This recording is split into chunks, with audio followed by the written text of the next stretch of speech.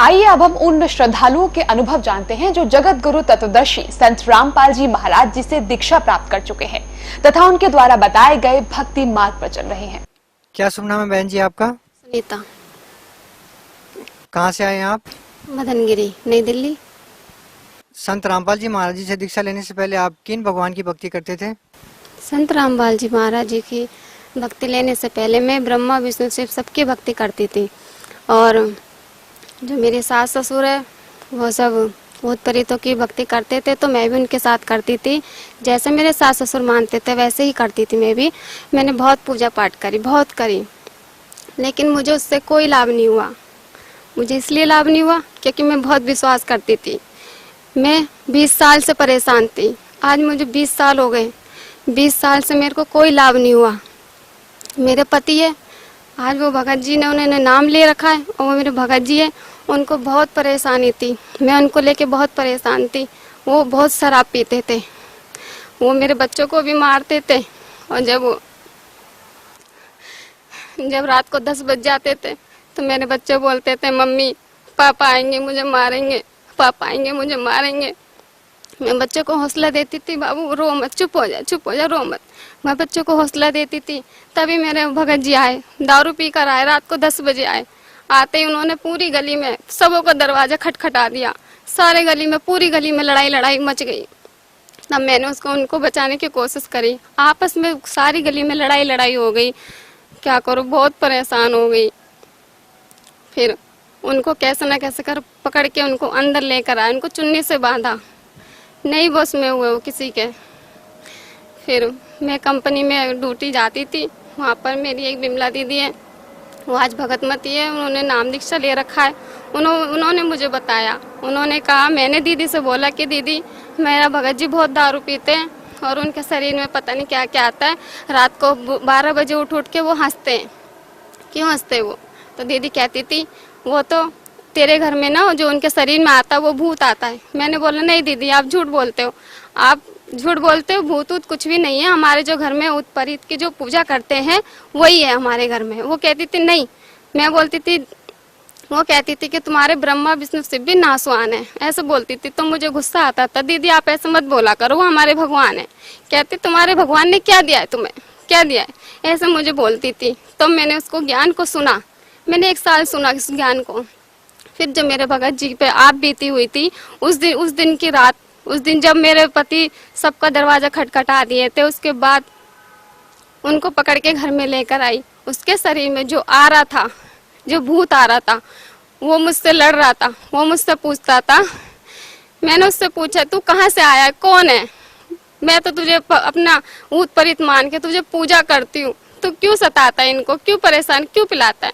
पता है उसने क्या बोला? उसने हंस के बोला जिस भगवान जिसकी तू पूजा करती है भूत परितों की पूजा करती है, मैं तेरा देवर नहीं हूँ। मैंने सोचा, मैंने बोला नहीं, मेरी सास बोलती कि तू तेरा देवर है।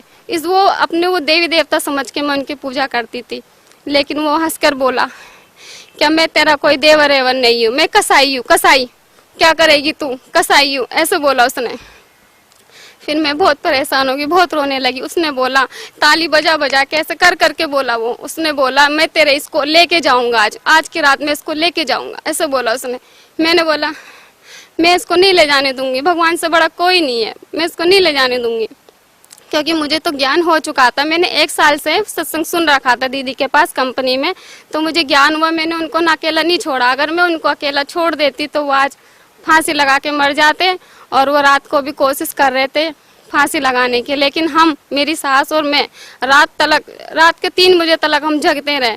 मेरे ससुर को रात को 2:30 बजे बुला के लाई। उनको बोला पिताजी तुम इनका ध्यान रखो, नहीं तो ये भाग जाएंगे। उनको ध्यान रखा, कैसे न कैसे करके वो वाली रात निकल चुकी। फिर सवेरे दोबारा आ गया वो। फिर उसने बोला क्या रात को तो तुम लोग जग रहे थे, तुम्हें छोड़ दिया तेरे आदमी को, लेकिन आज की रात नहीं छोड़ूंगा। फिर मैंने मेरी दीदी को कंपनी में फ़ोन लगाया, दीदी मुझे बहुत परेशानी आ रही है, मैं क्या करूं?